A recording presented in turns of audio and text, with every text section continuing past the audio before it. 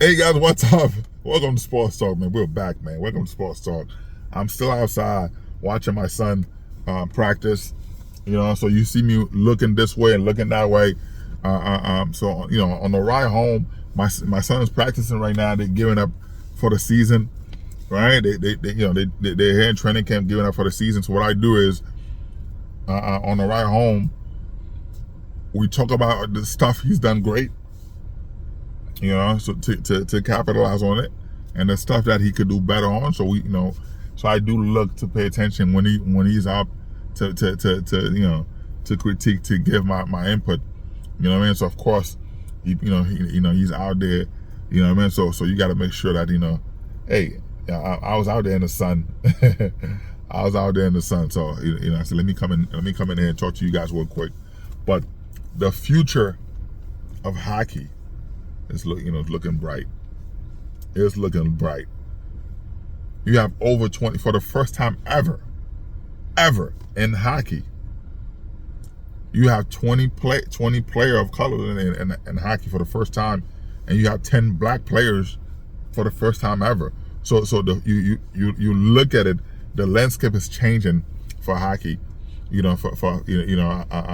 is good to be able to have. To give you diversity. There's a lot of people. Now it is expensive for hockey and baseball. Those are the most expensive things, sports.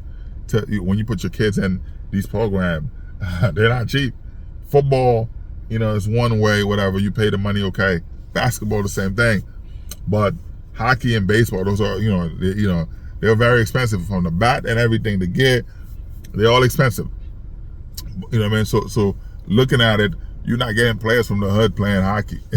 Players from the hood are not playing baseball. Usually, the guys who the family's okay, or rich, whatever, to live in a suburb, to live somewhere, where they play. So so it is something to but I'm super excited for the sports. I'm super excited for everything, man, to see right now the future of the game, the future of hockey.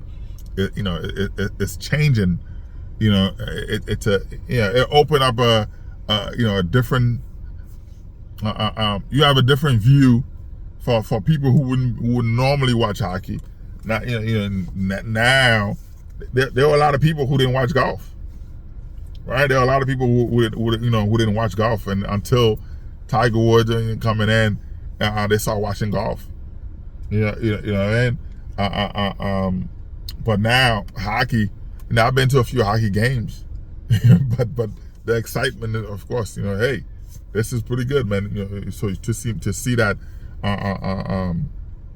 you have over, for the first time ever, you have over 20 players of color, and you have and out there to be on teams. And then not even that, you have black players coming in. So of course that's showing the youth, the black kids out there, you could do this.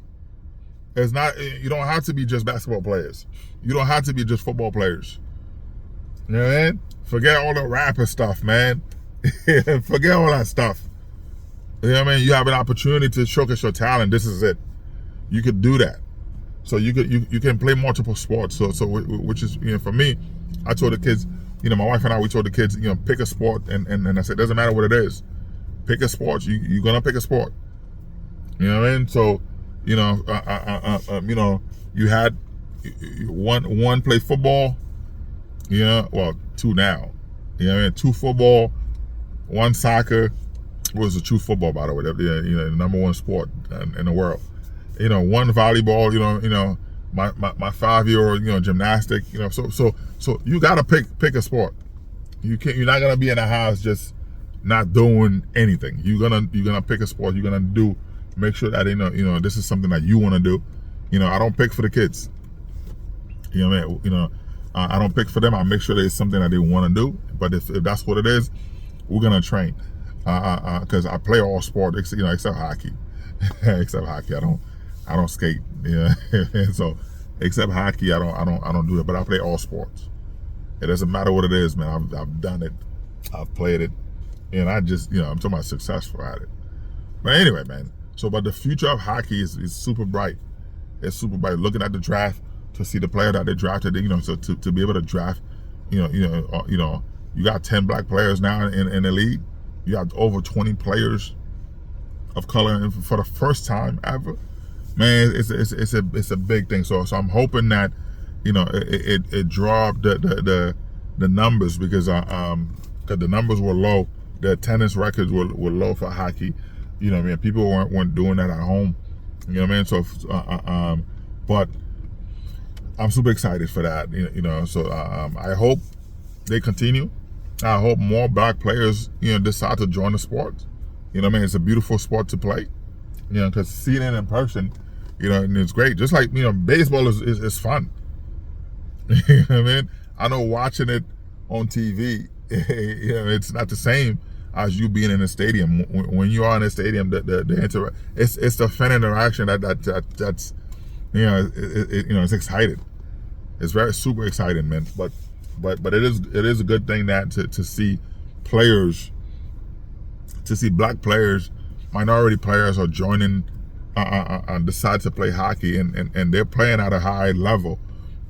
So it's not just Ovechkin anymore. It's not those, what I mean? It's not the European players coming in to the league.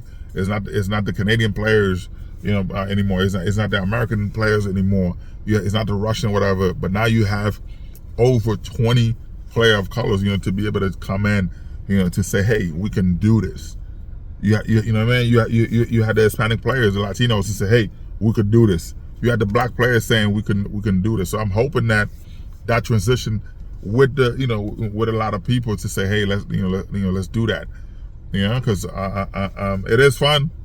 It is fun, but I'm excited for the sport. I'm excited for the future of hockey. The competition was rough, because I think the commissioner, talking with the commissioner of hockey, when you look at it, soccer was taking over.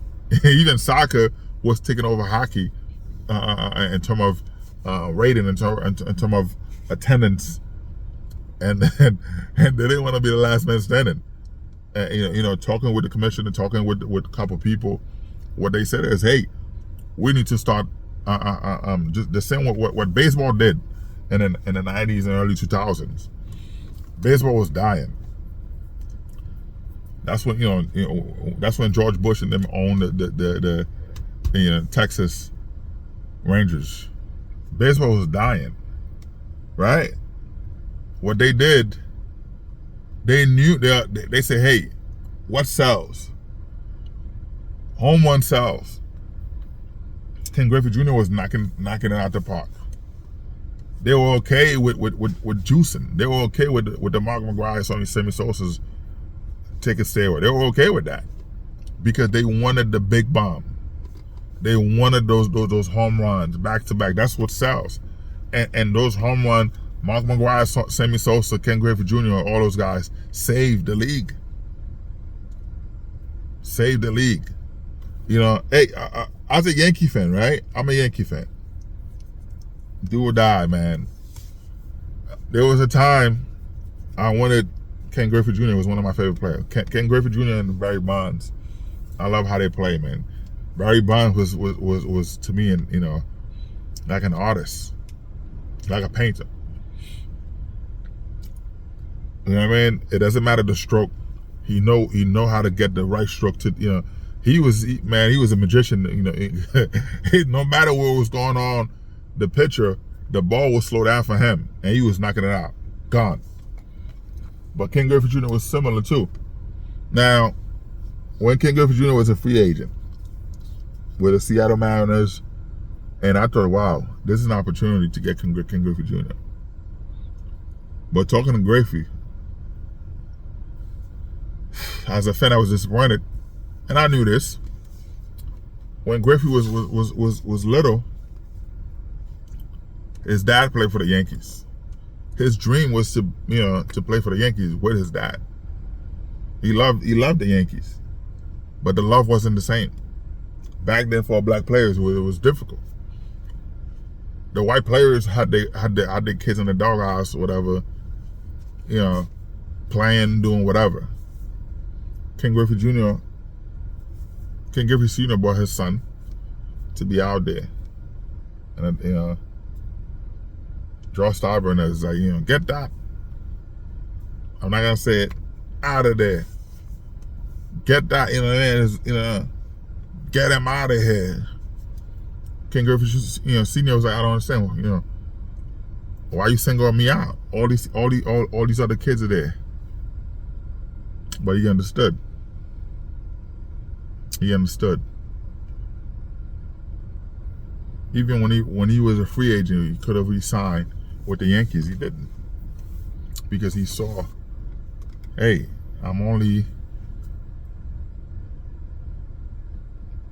there's a lot of stuff, man. You know what I mean? And I think that for you know, when you go to Africa, when you go all over, right? The black people in Africa, the black people in Morocco, all over. The picture, the hatred they have for African American is because of the opportunity you have, and you squander it. It's because of all the stuff that, you know, we went through, the people before us went through, and you could do so much, and you choose to be mediocre. And that's the problem. But you know, so when Ken Griffey Jr. was a free agent, he didn't want nothing to do with the Yankees, and they wanted him. And he told me, nah, man, I'm not gonna sign there, man. I was like, you know, as a fan, I was super excited. I saw Griffey in New York. I said, yo, Ken, you coming, right? He said, nah, bro, I can't. And he told me the story of what happened with his dad.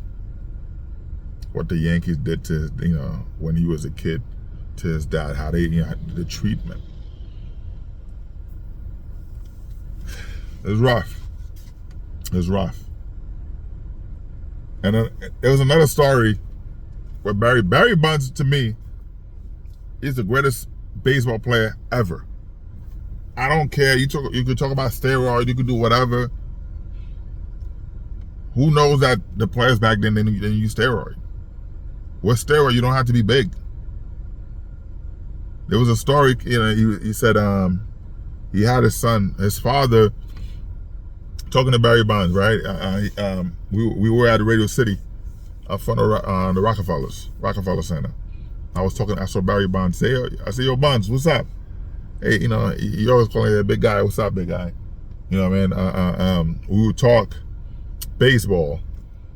You know, man, I said, hey, man, why don't you come to the Yankees, man? You know, you're a free agent. You keep re-signing. He said, hey, you know, I don't want to be here like that. There's a lot of, you know, him and, because Griffey told him the same story. You know what I mean? You know, Willie Mays, all those guys. You know, Willie Mays that's his godfather. There's a lot of stories, you know what I mean? But, you know, black players didn't want to come here. But Barry Bonds was telling me a story that his dad would pitch to him, but then his dad changed and put like 100 balls in the machine to just spit it out. And then, you know, the way he was hitting the ball, the dad was telling him, no, you gotta hit it like this, and he wasn't doing it right. Well, his dad called his Barry Bonds' son, who was small at the time, and put him behind, you know, as if he was a catcher. Barry, you know, you can't do that. You know, the dad said, well, this is your son right here. I'm telling you how to hit the ball. You know what I mean? What you're supposed to do, you're not doing it. He's back there. The ball's coming at him 100 miles per hour. Are you gonna stop? Are you gonna allow him to get hit? So Barry Bonds was knocking everything out. His son was back there. He had to make sure the ball didn't hit his son, because 100 miles per hour, his son must have been at least 3 years old. Then 3 or 4 years old. You know, I'm watching my son. Of course, like I said this before, I'm watching him. He's practicing football. This is, you know, they're gearing up for the season. I'm watching on our ride home. I talked to him about stuff he's done right to continue the progress, and I talked to him about stuff that he could do better, and then we talk, whatever. And then when the stuff he got right, we tried it once or twice. The stuff he got wrong, we tried it multiple times, just maybe 3-4 times to get it right, and then we do one last practice, and then you go inside, take a shower, eat dinner, and then that's it. But we do it again. It's summertime. But anyway, Barry Bonds, since then, every time he's behind he's on the batter's box, he pretended his son was the catcher, and the ball's coming from the pitcher. That's why he was knocking him out. So people thought, hey, Barry Bonds was doing this, whatever. No, that was that. Yes, he was a great player, greatest player, but he was knocking him out because of what his dad did with his son. If that ball hit that boy, he would have killed him. That boy would have killed him. The baseball would have killed his son. So he was feared, but he was knocking him out. You know what I mean? But anyway, man, like I said, man, the future of hockey is great to see. Over 20 for the first time ever, over 20 players of color. You got 10 black players coming in the league. The competition right now, they get to compete with MLS. Because if because soccer is big in the U.S. now. Soccer is a global sport. It's football. That's a real football. But the U.S., they changed the name for a lot of stuff, to adapt. But anyway, you have a lot of stadium now with soccer. You know what I mean? A lot of things going on now. So hockey have to compete. The commissioner hire a new marketing team, a new new strategy team, and they're looking at it. You need speed. You also need you need to open it up to to other people. You need to add player of colors. You need to add black players who are great, who've been you're not letting them come to the league. They're not getting drafted. They're not getting that exposure. But now it's a good thing, but because now you're gonna have more people coming in. You're gonna have black people. You're gonna have Asian. You're gonna have all people going to watch hockey. You know what I mean? Even though not black people, some black people watch hockey, but it's 1%. Now you're gonna have more people coming in, and this is gonna be good for the sport, man. I'm super excited to see that. Anyway, man, sports talk. Like, subscribe, and share, man. Peace out. I appreciate the love, man. Peace out.